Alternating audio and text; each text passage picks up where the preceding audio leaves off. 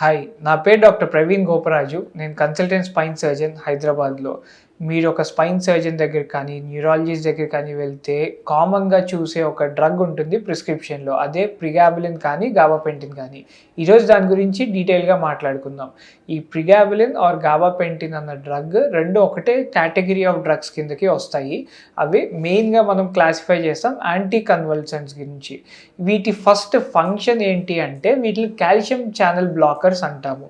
అంటే మన calcium channels black చేయటం వల్ల నర్వ్ ఇంపల్సెస్ ఆర్ కరెంట్ మనకి బ్రెయిన్ నుంచి స్పైనల్ కార్డ్ ద్వారా పెరిఫరల్ నర్వ్స్ అంటే కాళ్ళకి చేతులకి వెళ్ళే ఇంపల్సెస్ని కొంచెం తగ్గిస్తుంది అనమాట.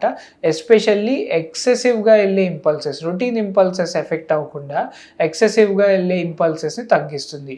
ఈ ఎక్సెసివ్గా ఇంపల్సెస్ ఎప్పుడు వెళ్తాయి అంటే ఒకటి neuropathy pain or sciatica pain ఉన్న వాళ్ళల్లో మనకి ఆ పెయిన్ అన్నది తగ్గిస్తుంది. రెండోది యాంటీ కన్వల్సెంట్స్ అంటే ఫిట్స్ ఉన్న వాళ్ళల్లో వీళ్ళలో కూడా తగ్గిస్తుంది.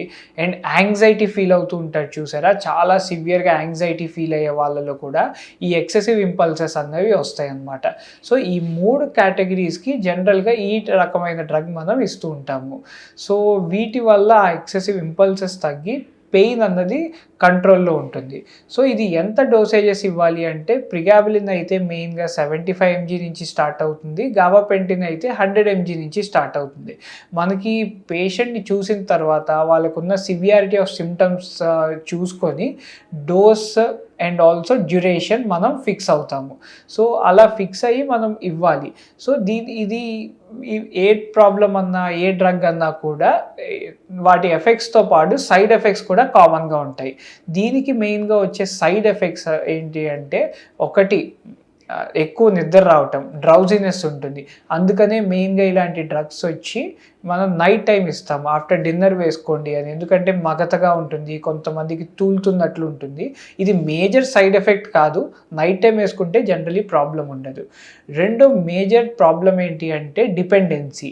ఇది వేసుకున్న తర్వాత హాయిగా నిద్రపడుతుంది అండ్ ఆల్సో న్యూరోపతిక్ పెయిన్ తగ్గి యాంగ్జైటీ తగ్గటం వల్ల డిపెండెన్సీ వచ్చేస్తుంది. ఇప్పుడు మేము ఎగ్జాంపుల్ ఒక వారంకో 2 వారాలకో లేదా 2 నెలలకో చెప్పామనుకోండి, ఇలాంటి డ్రగ్ ఎక్కువ అంటే మాకు చెప్పకుండా పేషెంట్స్ ఇంకా కంటిన్యూ చేసేసి దాని మీద డిపెండెన్సీ డెవలప్ చేసేసుకుంటారు.